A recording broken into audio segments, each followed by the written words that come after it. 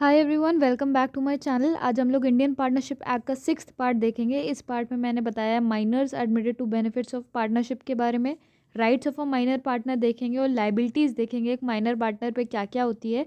और finally topic को summarise कर दिया है, ज़्यादा लंबा टॉपिक नहीं है। एंड मैंने इंडियन पार्टनरशिप एक्ट पे 5 और वीडियोज़ बनाई है, डिफरेंट टॉपिक्स हैं, काफ़ी इंपॉर्टेंट एग्जाम्स में आ जाते हैं। लिंक कर दूँगी डिस्क्रिप्शन बॉक्स में, वो वाले वीडियोज़ भी देख लेना। चलो स्टार्ट करते हैं। सबसे पहले तो एक बात क्लियर कर लीजिए कि माइनर कभी भी फुल फ्लेजेड पार्टनर नहीं बन सकता। देखिए, जब मैंने इंडियन कॉन्ट्रैक्ट एक्ट ऑफ 1872 पढ़ाया था तो मैंने इसमें बताया था कि माइनर जो है वो एक अग्रीमेंट में पार्टिसिपेट नहीं कर सकते। और कॉन्ट्रैक्ट क्या होता है? दो पार्टी के बीच में अग्रीमेंट ही तो होता है। तो इसका मतलब माइनर जो है वो पार्टनरशिप कॉन्ट्रैक्ट में नहीं आ सकता। माइनर जो है, अगर आप उसके साथ कोई भी अग्रीमेंट करोगे तो वो वॉइड होता है।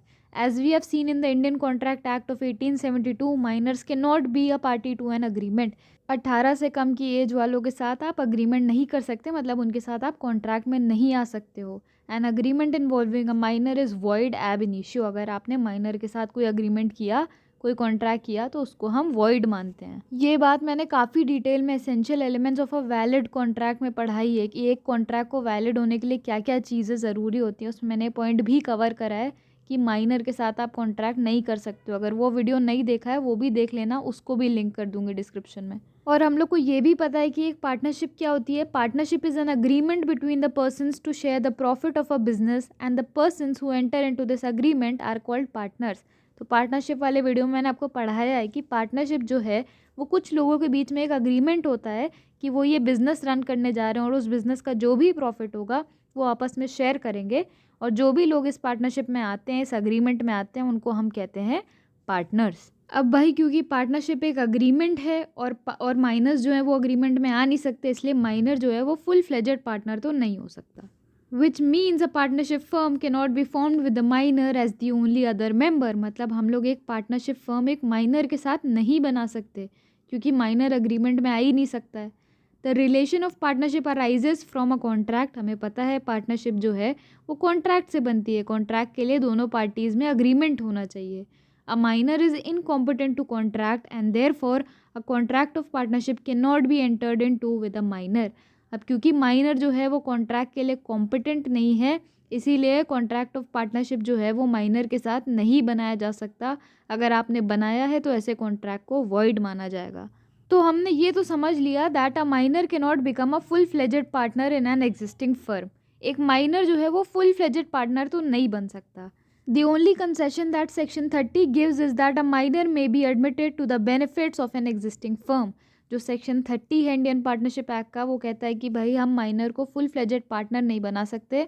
इतना कंसेशन दे सकते हैं कि आप माइनर को बेनिफिट्स में ऐड कर सकते हो। एक फर्म है जो ऑलरेडी एग्जिस्ट कर रही है, जिसके कोई दूसरे पार्टनर्स हैं, उसके सिर्फ बेनिफिट्स में आप माइनर को ऐड कर सकते हो, उसको फुल फ्लेजेड पार्टनर नहीं बना सकते। Section 30 of the Indian Partnership Act clearly lays down that a minor can not become a partner though with the consent of the adult partners he may be admitted to the benefits of partnership. तो ये तो हमने समझ लिया कि minor जो है, minor can not become a partner, minor को हम फुल फ्लेजेड पार्टनर नहीं बना सकते, लेकिन with the consent of the adult partners he may be admitted to the benefits of partnership. लेकिन जो बचे हुए पार्टनर्स हैं, अगर वो राज़ी हो जाते हैं, वो अपना कंसेंट दे देते हैं, तो हम माइनर्स को बेनिफिट्स में ऐड कर सकते हैं पार्टनरशिप की। पार्टनर नहीं बना सकते, लेकिन कुछ बेनिफिट्स ऐसे हैं जो हम उस माइनर को दे सकते हैं। अब भाई, अगर आपने एक बार माइनर्स को बेनिफिट्स में ऐड कर दिया, फिर उसके कुछ राइट्स बन जाते हैं। Once the minor is given the benefits in a partnership there are certain rights that he enjoys. एक बार आपने माइनर को ऐड कर दिया तो फिर उसको कुछ राइट मिल जाएंगे, ऑब्वियस सी बात है। तो देख लेते हैं इस माइनर पार्टनर के क्या क्या राइट्स होते हैं। पहला राइट है right to receive his share of profit.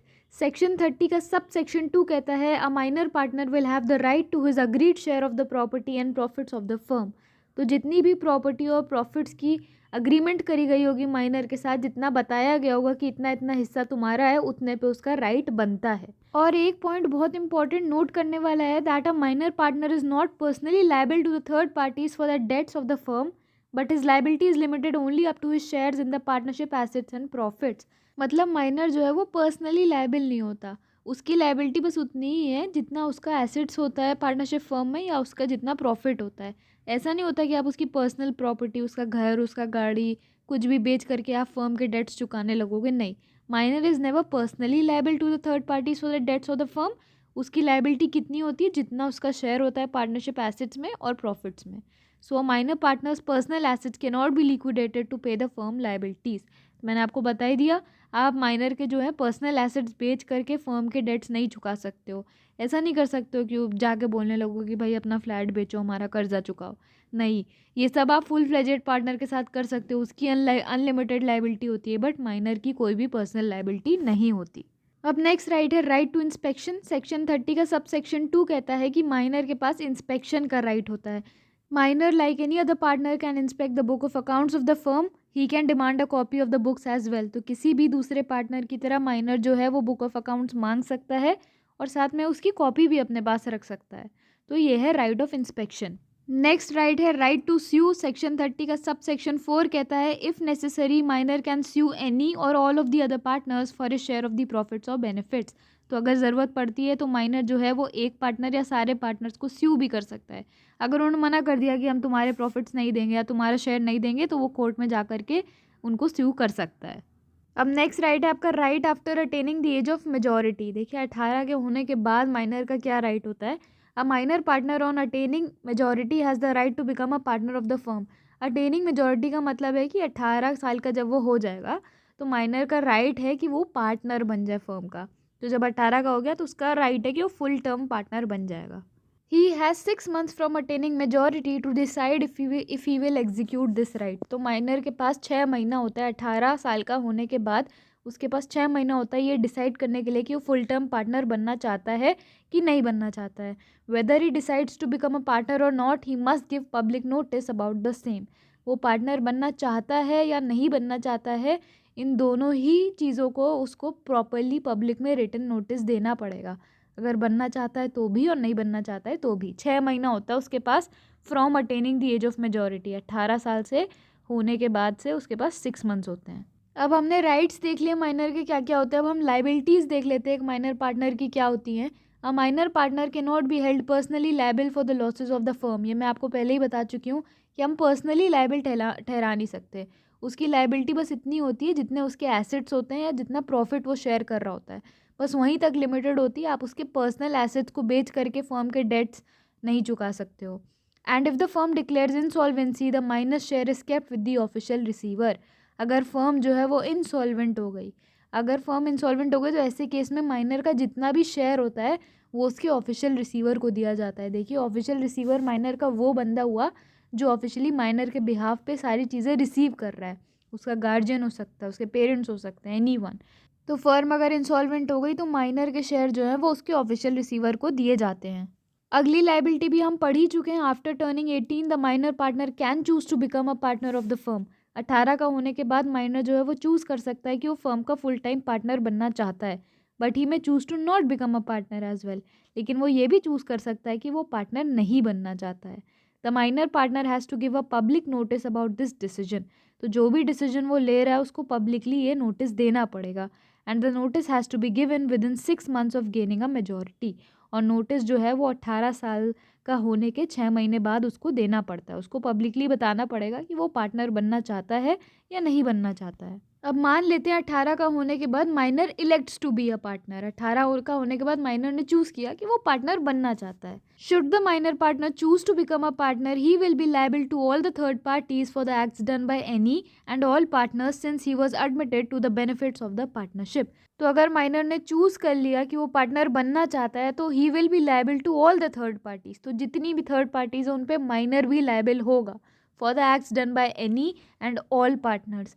उन सारे एक्ट्स पर जो किसी एक या सारे पार्टनर्स ने किया होगा। अब कोई भी फर्म में कुछ भी किया होगा तो उसकी लायबिलिटी माइनर पे भी आ जाएगी। अब माइनर की भी जिम्मेदारी है क्योंकि उसने चूज़ किया है कि वो फुल टाइम पार्टनर बनना चाहता है since he was admitted to the benefits of the partnership. और ये ऐसा नहीं है कि भाई आप इस तारीख को मैं पार्टनर बनाऊँ तो इस तारीख से लायबिलिटीज़ का बोझ उठाऊंगा। नहीं, जिस टाइम से वो एज अ माइनर पार्टनर था उस टाइम से जो जो एक्ट हुआ होगा फर्म में एक या किसी सारे पार्टनर्स के थ्रू, उस सब पे माइनर की भी रिस्पॉन्सिबिलिटी अब होगी क्योंकि वो फुल टाइम पार्टनर बन चुका है।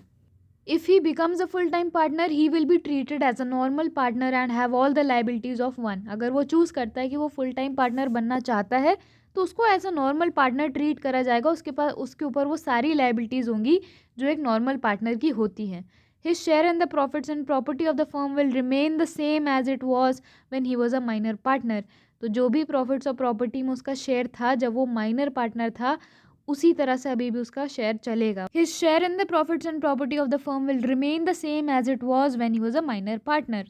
तो जितना शेयर उसको तब असाइन हुआ था जब वो माइनर पार्टनर था, उतना ही शेयर और प्रॉपर्टी उसकी सेम रहेगी, उसमें चेंज नहीं आएगा।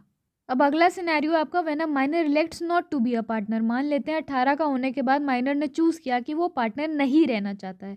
The liabilities and right shall continue to be those of minor up to the date on which he serves a public notice. तो जिस डेट तक वो पब्लिक नोटिस नहीं शेयर कर देता है, जिस डेट तक वो ये नहीं बता देता है कि अब वो पार्टनर नहीं रहना चाहता है, उस टाइम तक लाइबिलिटीज़ और राइट्स जो हैं वो कंटिन्यू होंगे जैसे उसके चलते आ रहे थे। After the date of serving the notice he shall not be liable for any acts of the firm. एक बारी माइनर ने नोटिस दे दिया कि अब वो पार्टनर नहीं रहना चाहता है, उस दिन के बाद से उसके ऊपर कोई भी लायबिलिटी नहीं होगी फर्म के किसी भी एक्ट को लेकर। However, he still reserves the right to sue the other partners for his share of the property and profits.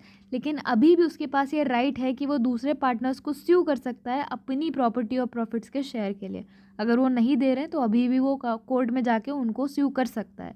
तो आज की वीडियो के सारे सब टॉपिक्स हमने पढ़ लिए हैं, जल्दी से इसको समराइज़ कर देती हूँ। बट समरी से पहले यार, अगर मेरे वीडियोस अच्छे लगते हैं, आई एम रिक्वेस्टिंग यू, तुम लोग देखते हो पर लाइक नहीं करते हो, वीडियो लाइक कर दिया करो। यूट्यूब एल्गोरिथम से बहुत ज़्यादा हेल्प होती है। और मुझे कमेंट करके ज़रूर से बताया करो तुमको वीडियो कैसा लग रहा है, अच्छा लग रहा है कि बुरा लग रहा है। I literally wait for your comments, I love reading them and मुझे फीडबैक भी मिलता है इसके थ्रू। एंड प्लीज़ चैनल को सब्सक्राइब कर देना, दोस्तों से शेयर कर देना। Now coming back to the summary, a minor can not be a full fledged partner in the firm. ये तो हम जानते हैं माइनर जो है वो फुल फ्लेजेड पार्टनर नहीं हो सकता। Moreover, two minors can not consent to form a partnership. Minor जो है वो कंसेंट भी नहीं दे सकता पार्टनरशिप फॉर्म करने की। तो दो माइनर्स के बीच में भी आप पार्टनरशिप नहीं बना सकते हो। A minor is only allowed to be admitted to the benefits of the partnership with the consent of the other partners. हमें पता ही है हम माइनर को पार्टनर नहीं बना सकते, हम उसको सिर्फ बेनिफिट्स में एडमिट कर सकते हैं दूसरे पार्टनर्स की कंसेंट से। This is because the whole object of a partnership is based on agreement and agreement entered by a minor is void ab initio. क्यों ऐसा है? क्योंकि जो पार्टनरशिप है वो अग्रीमेंट के बेसिस पे बनती है, और अग्रीमेंट अगर आपने एक माइनर के साथ करा तो उस अग्रीमेंट को वॉइड मानते हैं। इसलिए माइनर को हम पार्टनरशिप में नहीं ऐड कर सकते, बस हम उसको कुछ बेनिफिट्स दे सकते हैं पार्टनरशिप के। और जब आप माइनर को बेनिफिट्स में एडमिट करोगे, a guardian must be there who can enter into an agreement on behalf of the minor. Minor के बिहाफ पे अग्रीमेंट में आने के लिए एक गार्जियन होना चाहिए। A minor person reserves rights such as the right to receive a share of profit, right to sue, right to inspect, and rights after the attainment of the age of majority ensures that interest of a minor is protected. तो minors को कुछ rights भी दिए गए हैं, rights to receive a share of profit, rights to sue, right to inspect and right after the attainment of age of majority. ये सब rights इसलिए दिए गए हैं ताकि माइनर के इंटरेस्ट को प्रोटेक्ट करा जा सके। हम सारे राइट्स को डिटेल में ऑलरेडी पढ़ चुके हैं। नेक्स्ट पॉइंट हमने पढ़ा था, a minor can not be held personally liable for losses incurred by the firm and he can only be admitted to the benefits of partnership. तो माइनर को आप पर्सनली लायबल नहीं ठहरा सकते, फर्म पे कोई भी लॉसेज होगा उसकी पर्सनल रिस्पॉन्सिबिलिटी माइनर की नहीं होती, एंड माइनर को हम सिर्फ बेनिफिट्स दे सकते हैं, पार्टनरशिप के फुल फ्लेजेड पार्टनर नहीं बना सकते। After attaining the age of majority, it is upon the discretion of the minor whether to stay with the partnership or not. 18 का होने के बाद ये माइनर की चॉइस होती है कि वो पार्टनरशिप में रहना चाहता है या फिर नहीं रहना चाहता है। So with this we have come to an end of our session. Video अच्छी लगे तो लाइक कर देना, कमेंट कर देना, शेयर कर देना, और चैनल को सब्सक्राइब करना मत भूलना यार। 5000 सब्सक्राइबर्स भी अभी तक नहीं हुए हैं, so please help me with reaching at least 5000 subscribers. And Indian Partnership act के मैंने और भी 5 वीडियोस कवर करें हैं जो कि मैं डिस्क्रिप्शन में लिंक कर दूंगी, वो भी चेक कर लेना। एंड अगर आपको मेरे पुराने वीडियोस देखने हैं तो बिजनेस लॉ के प्लेलिस्ट पे चेक करना, आपको सारे वीडियोस उसमें मिल जाएंगे। एंड अगर कोई नया टॉपिक कवर करवाना हो तो वो भी मुझे कमेंट करके बता देना, या फिर कोई डाउट हो तो वो भी पूछ लेना यार, यही बैठी हूँ तुम लोग की हेल्प करने। एंड या thank you once again for watching, I hope to see you in the next video, bye bye.